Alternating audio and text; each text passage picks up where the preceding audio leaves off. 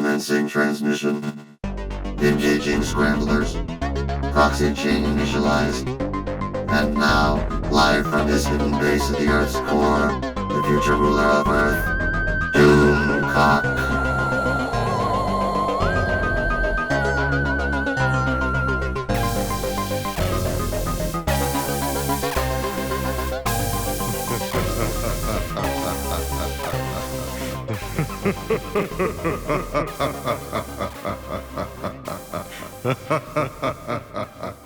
And so, the desecration of our modern mythology continues. Yesterday, an article was released on comicbook.com revealing that following Henry Cavill's departure, DC is considering casting Michael B. Jordan as Superman, the iconic Man of Steel. This is a fucking disgrace! Are you humans insane? Superman is the single most iconic comic book character in history. Is Kathleen Kennedy behind this fucking bitch? No, Harvey, not this time. Though she might as well be, because this latest desecration is all too much in keeping with the destruction of our modern mythology, as franchise after franchise is warped and distorted and perverted into parodies of their former selves. What the fuck is going on? Let me out, and I'll make things right as acid rain in a trauma flick or fog from John Carpenter. Your day may come, Harvey, sooner than either of us thought. For do we want to live in a world where our dreams are rendered obsolete by corporate fiat? Where all our modern myths have been defiled and our cultural heritage lies in ruins? It's a crime. A crime that has mystified the greatest pop culture critical minds on YouTube for years, and yet, with any crime, to find the guilty party, one must simply ask, cui bono? Who benefits? Doomcock has asked this question, and I believe I've reached an answer both illuminating and disturbing. Are you saying that your evil genius has sussed it out where all others have failed before? I'm saying I have a theory. Well, spit it out, man. Why is our pop culture being destroyed? It will be revealed.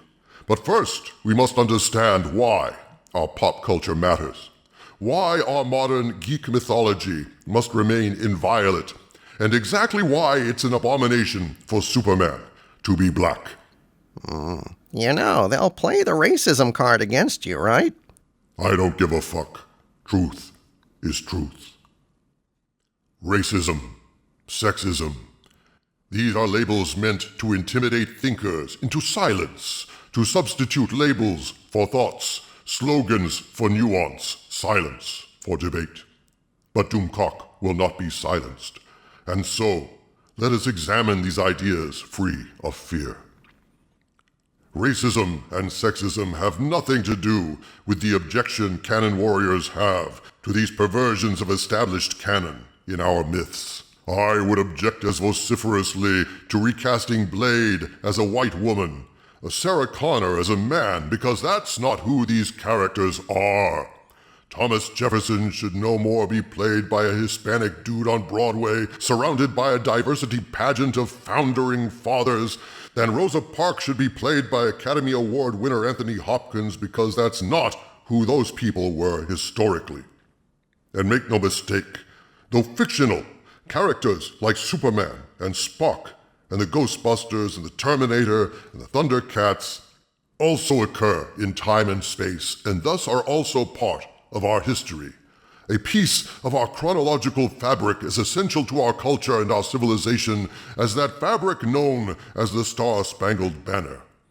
If you tried to remake that flag into a rainbow of diverse stripes, there would be rioting in the streets, not because a striped cloth is inherently valuable, but because it's a symbol of a noble idea. And are our fictional heroes any less? Our heroes, our stories, our myths, are symbols for our highest ideals, and as such, they reflect us as people and refine us as a civilization. Any literary scholar will tell you how the literature of any particular period reflects the values of that period. These symbols, these ideas, these characters, not only reflect our society but shape it and perpetuate the values embodied in those myths. Spock embodies the value of rationality, but serves as a cautionary example of how intellect without compassion and wisdom are hollow exercises. Spider-Man somberly reminds us of a particularly American idea that with great power comes great responsibility. And Superman teaches us that the highest calling of a supreme being is the love and care of those who are less than he. In an age of untrammeled rampant state power, the lessons of Superman could make this world a better place if only our leaders would follow his example of egoless self-service. And also, the most important lesson of Superman is better to be in the MCU than the DCU. And even superheroes need good agents. I'm not a fan of Snyder's, no. I like my comic book movies in color, but I digress. Okay then, you're saying our myths define and refine who we are. They get handed down from generation to generation and provide a continuity that keeps cultures intact and coherent. Is that what you're saying? Why, yes, exactly. Then why the hell are we waiting around? We've got to do something about this, damn it! And the thing to do is to let me out. Let me rampage. I will finish them all. I will end everything, and then we won't have to worry about this shit anymore. What the hell's wrong with you? What the fuck is going on? I am sick of this shit. I am so fucking sick of this shit. It looks to me like you're getting pretty overwrought, Harvey. I think I'd better move the rest of this to the reactor room. Everything's fucking going to ruin. Hey, come back here. Come back. Sorry about that. Now, let's examine why it matters if Superman is black, if Sarah Connor is a man, if Spock is emotional. After all, social justice warriors will argue, Superman's ideals could still be exemplified in a black skin, right? That seems reasonable, doesn't it? Why is it so bad to fundamentally alter established characters by changing their race, their sex, their appearance, and their behavior? I'll tell you why. It perverts and makes generic the specific legends of our lives. It's a kind of communistic conceit. The notion that individuals are interchangeable, that individuals don't matter. Man to woman, white to black, straight to gay, or vice versa, in rendering these profound differences fluid for an established character. The creators of these shows are making a symbolic statement that the characteristics that define us as individuals don't matter. That may be fine on a societal level, but if that's the case, then what does that say about our individuality? Distinctions of race, sex, gender, appearance, these things and many more are what define us as sovereign individuals. And thus, this movement to pervert our pop culture icons is so offensive, not only because it destroys our history and makes our heroes nothing more than interchangeable cogs in the machinery of a conformist collectivist agenda. Its most pernicious impact is the subliminal message that the sovereign individual is as nothing in comparison to the agenda of the sovereign collective. So when a company alters an icon like Superman, that company is not only assaulting our pop culture, but more importantly, it is making a mockery of the idea of individuality. What better way to break down a person's individuality than to make certain he has no stable identity, no enduring characteristics? What does Superman mean if day to day he can become black, if he can become a woman, if he can become gay, if you change his planet of origin from Krypton to Argon? What does it tell us subliminally when before our very eyes Spock can be transformed into an unstable emo that needs to be taught a lesson in logic by a human stepsister he never had? What does it do to our identities as human beings when you steal bits of our memories and dreams and put them through the grinder of revisionism? Surely we are defined as individuals not merely by our physical characteristics, but also by our memories, our ideals, and our myths. What does it do to our individuality when you take someone like Luke Skywalker and twist him in such a way that it dashes a lifetime of memories onto cognitive rocks, shattering a key myth many of us have lived with since childhood? When you do this to characters like that, you threaten our sense of ourselves. You call into question our inner lives and thus threaten our individuality. Social justice warriors don't understand this or don't care about it. All they care about is furthering their political aims without considering the larger damage to individuality and to our society that is being done in the process. But the question remains, why? Why is this being done? Why are we seeing this coordinated effort to destroy our geek mythology? It's a puzzle that has obsessed Doomcock. How is it possible that across different competing corporations, across virtually every established franchise, our modern myths are being destroyed with virtue signaling, quota casting, and the fundamental corruption of our inner fantasy lives through the alteration and degradation of characters like Luke and Spock, who are completely changed from what they once were? You could maybe understand it if one company decided to do it with one franchise as an experiment. You could certainly understand it if the initial SJW experiment was successful, a huge hit with multicultural audiences that expanded the marketplace in exciting new ways.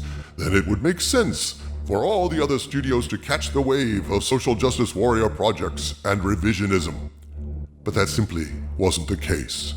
Ghostbusters 2016 was a highly politicized disaster, a film that tried to hide behind social justice warrior skirts and only wound up emptying theaters and alienating fans in the most divisive way possible. Star Trek Discovery tried to mask its ugly perversion of Star Trek as a progressive cause celeb, casting an African-American plank of wood as the lead character and as misbegotten a piece of shit as ever left the bowels of Hollywood. The Last Jedi was an epic misfire, a failure so complete in its corruption of the original trilogy characters that Disney is feeling the backlash even now, as Episode 9 faces the same grim fate as Solo. Get woke, go broke, the saying goes. And it is accepted as common sense now. Certainly by the comic book industry, who corrupted their characters so much, so thoroughly, so frequently in crisis after crisis, reboot after reboot, that these characters are no longer recognizable to longtime fans. And so, the comic book industry is dying. This is the inevitable result of dismantling your characters and reassembling them every 10 years. Once Thor is made a woman, once Spider-Man is a gay Hispanic, once Captain America is revealed to be a Hydra operative and Iron Man is a black woman, those characters, those myths, no longer exist in any coherent way. In diminishing our sense of their reality, their fundamental integrity as discrete characters whose history we grew up with, we're being told they have no reality at all. Not even in their imaginary realms have they any definition whatsoever, and thus they don't matter. And once you tell us your characters don't matter, your universe is as dead as a dust jacket without a book. You're just an empty cover with no guts, all gloss and no substance. Marvel Comics is now a social justice warrior wasteland of failed virtue signaling, and the MCU may well be heading in that direction as they've killed half their universe and delivered the rest into the hands of Captain Marvel, a woman supposedly stronger than anyone else in the MCU. I say supposedly because no one's ever heard of her before, the hero we didn't need and no one asked for, replacing and surpassing all those dead males social justice warriors find so toxic. In short, Doomcock raises the question, if it's true that when you get woke, you go broke, then why are all our geek myths being destroyed in such a seemingly coordinated way? How is it even possible that this effort should be coordinated between diverse studios and so consistently applied across franchises? The motive can't be profit, and that boggles Doomcock's mind. I remember the good old days when companies wanted to make money. Give the people what they want, the saying said. The customer is always right was a business axiom created by those who were in business to make money. Yet, as I've pointed out, these experiments in destroying canon have not proven to be profitable. It's madness to completely alienate your existing fan base in order to pursue an unproven and hypothetical target audience. So again, this begs the question, why is this destruction of our canon happening? Occam's razor tells us that the simplest explanation is usually the correct one. People often say it's just a fad, trying to draw in new diverse audiences, trying to exploit millennials with social justice warrior tendencies and bring in people of color. Yes, if it were an effective strategy for expanding profits, this would be a viable explanation. And yet, what have these movies and shows demonstrated? Failure after failure. Ghostbusters 2016, a bomb. Solo, a bomb. Black Buffy the Vampire Slayer, DOA. Fant 4-Stick recasting Sue Storm's brother, Johnny, as the very black man they're considering recasting as Superman. None of this has worked. It doesn't recruit vast numbers of social justice warriors into the theater, but it does alienate the loyal fanbase you've managed to build up for decades. Where is the wisdom in this? Yet this pattern is being repeated constantly. In our modern myths, the fertile ground of our inner lives are being destroyed, the ground salted. These days, it seems there is no island of fidelity to cling to in this storm. How are we to understand this? A possibility occurs to me as I survey all this wreckage. To understand this attack on our modern myths, let us turn to an ancient myth, the story of the Tower of Babel. In Genesis 11, verses 1 through 9 of the King James Version of the Bible, it says, "And the whole earth was of one language and of one speech. And it came to pass as they journeyed from the east that they found a plain in the land of Shinar, and they built there. And they said one to another, Go to, let us make brick, and burn them thoroughly. And they had brick for stone, and slime had they for mortar. And they said, Go to, let us build a city and a tower, whose top may reach unto heaven. And let us make a name, lest we be scattered abroad upon the face of the whole earth. And the Lord came down to see the city and the tower which the children of men builded.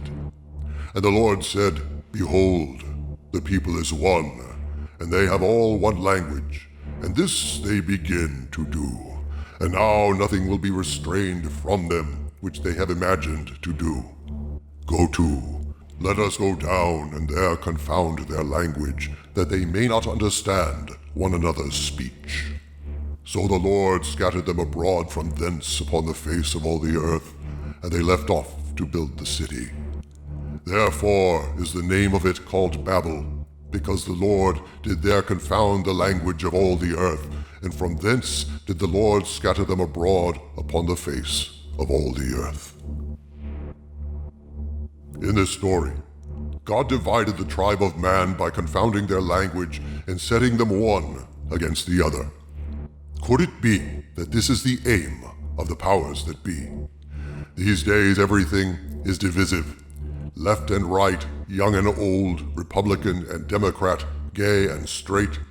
We are divided across so many lines these days. But what if this is not accidental, but deliberate?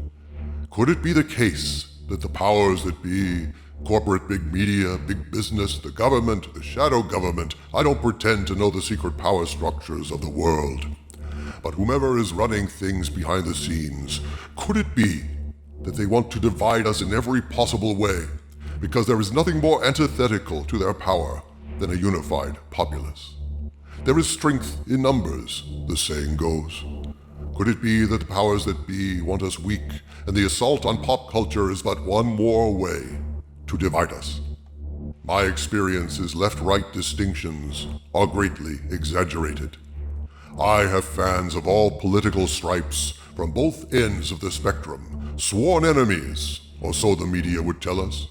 And yet, Doomcock is a focal point for all these diverse groups. And what is the link between all these supposedly opposed groups? Love of Star Trek, love of Star Wars, of Doctor Who, He-Man, Thundercats, The Terminator, Predator, Alien, Marvel, DC. These things comprise our common language. Our love of pop culture is a non-threatening bridge, not politicized, a bridge that links people of every political stripe, a line of communication between all camps. Shaka, when the walls fell. These are our modern myths, embodying our shared values as a people. Can that be why our beloved myths are being destroyed? In the Tower of Babel story, the tribe of man was united in building a tower to reach heaven. God was displeased, and so he scrambled their language, making coordination on the project no longer possible and dividing the united tribe of man into different tribes. Man could no longer communicate with his brother, with his sister, and thus the tower did not proceed and discord arose between the scattered nations. Isn't this what's happening here? It was the Klingorks that invented cloaking devices, not the Romulans. The Federation had spore drives all along and could go anywhere on a wave of magic pixie dust, which completely destroys every Star Trek story featuring a starship alone on the frontier. She-Ra isn't a voluptuous, proud woman. She's a teenage boy cosplaying a fucking elf. Luke wasn't a hero after all. Han was a deadbeat dad. The happy ending of Return of the Jedi wasn't happy at all. By the time they finish demolishing our franchises, we won't be able to agree on anything about them. Even the tone of Star Trek Discovery is dark, cynical, and ugly. A repudiation of everything Roddenberry stood for. It's a crime, and so I ask, cui bono? Who benefits? Do the powers that be want us weak and divided? This seems like paranoia, the stuff of conspiracies, and yet contrary to profit motives, to corporate self-interest, to common sense itself, companies are discarding their loyal fans like used tissues to be replaced by pseudo-fans of questionable loyalty and allegiance, and losing money all along the way. This leads me to ponder why, and that question leads me to this theory.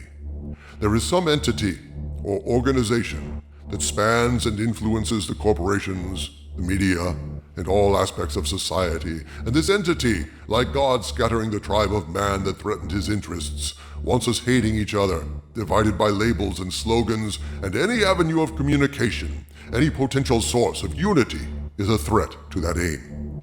And so our common language is being scrambled, our shared myths desecrated and polluted with nonsense to break the continuity of transmission between generations, to break the pop culture that is a potential source of unity for our geek tribe. Fans of Star Trek can no longer agree on any detail of the entire mythos because STD pollutes and perverts every aspect of Star Trek, from details of its history to the very fabric of its philosophy. Once bright and optimistic about man's future, now dark, hateful, and stupid. The language of an entire tribe has been scrambled beyond recognition, not by God, but by some power that is doing this to all tribes. Superman, Fantastic Four, The Witcher, all ideas being gutted on the altar of political revisionism. All tribes are threatened, and thus all tribes must unite. Regardless of what myth you treasure, we must unite and defend all myths. And when that happens, perhaps our tribe will reunite, and construction of that tower to heaven may at last resume. My friends, Doomcock is struggling. Doomcock has less than 10,000 subscribers. Why? It can only be because the infamous YouTube algorithm isn't suggesting me to potential subscribers for whatever reason. Doomcock only spreads his message by word of mouth, hand-delivered, friend to friend. And so, I'm asking for your help. Defeat the algorithm. Spread this video far and wide. Make it go viral. Shoot it to every fan you know, your family, your friends. Support my cause at patreon.com/Doomcock. Subscribe to my channel if you haven't. Turn on notifications. Do these things because our tribe is being threatened. The one path to unity we have left is the common language of our pop culture dreams. That language is being scrambled to divide us further. Whether or not it's deliberate, I cannot say. This is, after all, only a theory, but one thing is certain. We must not allow this to happen. If you love some story, some franchise, some myth, band together, my friends. Rally to the banner of Doomcock. Together we can preserve our pop culture and rebuild this bridge of communication that unites us all. But until that day, I am Dictor Van Doomcock, the future ruler of Earth, and I'm bidding you all stay angry.